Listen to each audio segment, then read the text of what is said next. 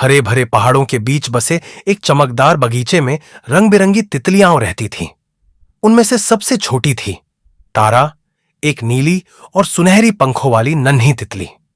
तारा बाकी तितलियों से थोड़ी अलग थी। जहां सभी तितलियां फूलों पर मंडराती, धूप में खेलती और हवा के झोंकों का मजा लेती, वहीं तारा बगीचे के कोने में खड़े अंधेरे जंगल की ओर नजरें टिकाए रहती थी। उस जंगल के बारे में सब कहते थे, वहां मत जाना, वो बहुत डरावना है। वहां बड़े बड़े पेड़ हैं, अजीब आवाजें आती हैं और किसी ने कभी तितली को लौटते नहीं देखा। लेकिन तारा को डर से ज्यादा जिज्ञासा सताती थी। क्या सच में इतना डरावना है? वह अक्सर खुद से पूछती। एक दिन तेज हवा चली और बगीचे के रंग बिरंगे फूल हिलने लगे। उसी समय तारा की सबसे प्यारी दोस्त गुलाबी तितली मीरा तेज हवा में बहकर अंधेरे जंगल की तरफ उड़ गई। तारा ने पुकारा, मीरा रुको, वापस आ जाओ। लेकिन हवा इतनी तेज थी कि मीरा की कोई आवाज नहीं आई। बगीचे की सभी तितलियां इकट्ठी हुईं, घबराकर बोली, मीरा को जंगल ने पकड़ लिया, कोई उसे नहीं बचा सकता। तारा का दिल धड़क उठा। मैं उसे बचाऊंगी, उसने कहा। सभी तितलियां हंस पड़ी। तुम इतनी छोटी, वहां तो बड़े बड़े पंख वाले भी नहीं जाते। तारा ने उनकी बात नहीं सुनी। वह मीरा की दोस्त थी और दोस्ती डर से बड़ी थी। जंगल के अंदर कदम रखते ही ठंडी हवा ने तारा को घेर लिया। ऊंचे ऊंचे पेड़ों की छाया ने सूरज की रोशनी रोक दी। पक्षियों की जगह यहां अजीब आवाजें थीं। कभी पत्तियां सरसराती, कभी दूर से कोई हूक सुनाई देती।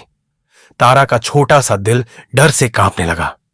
पर मीरा अकेली है, उसे मेरी जरूरत है, उसने खुद को समझाया और आगे बढ़ गई। चलते चलते उसे एक मोड़ पर अजीब सी रोशनी दिखी। पास जाकर देखा, एक जाल में फंसी जुगनू चमकने की कोशिश कर रही थी। कृपया मेरी मदद करो, जुगनू ने धीमी आवाज में कहा। तारा ने अपने नुकीले पंखों से जाल काटा। जुगनू आजाद होकर चमक उठा। धन्यवाद छोटी तितली, उसने मुस्कुराते हुए कहा।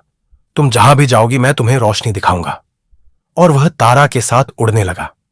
अब तारा के रास्ते में थोड़ी रोशनी थी। आगे बढ़ते ही तारा को एक गहरी घाटी मिली। वहां जो भी आवाज आती वह 10 गुना ज्यादा गूंजकर डरावनी लगती। तारा तारा, गूंज ऐसी आती मानो कोई उसे बुला रहा हो। तारा पीछे मुड़ी, पर कोई नहीं था। वह कांप गई। यह जगह तो सच में डरावनी है। जुगनू बोला, मत डरना, ये सिर्फ गूंजें हैं। आगे बढ़ो, तुम्हारी दोस्त तुम्हारी प्रतीक्षा कर रही है। तारा ने हिम्मत जुटाई और उड़कर घाटी पार कर गई। अब उसके सामने खुला मैदान था जहां हवा बहुत तेज चल रही थी। वही हवा जिसने मीरा को उड़ा दिया था। तारा छोटे छोटे कदमों से आगे बढ़ने लगी, लेकिन हवा की तेजी से कई बार पीछे फेंक दी जाती। क्या मैं सच में पहुंच पाऊंगी? उसने खुद से पूछा। तभी जुगनू ने कहा, तुम वो तितली हो जिसने अपने डर को पीछे छोड़कर यह सफर शुरू किया है।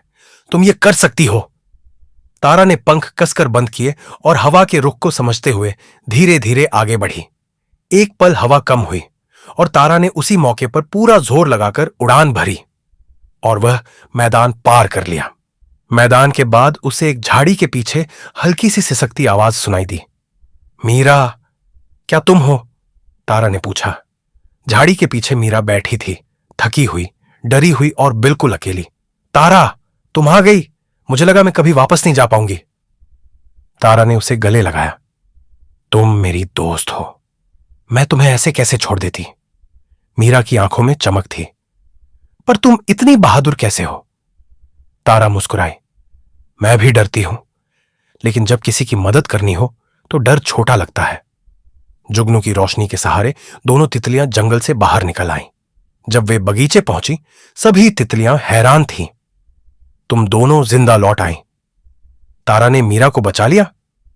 क्या तारा दुनिया की सबसे बहादुर तितली है? तारा मुस्कुराई और बोली, बहादुरी का मतलब डर न होना नहीं है।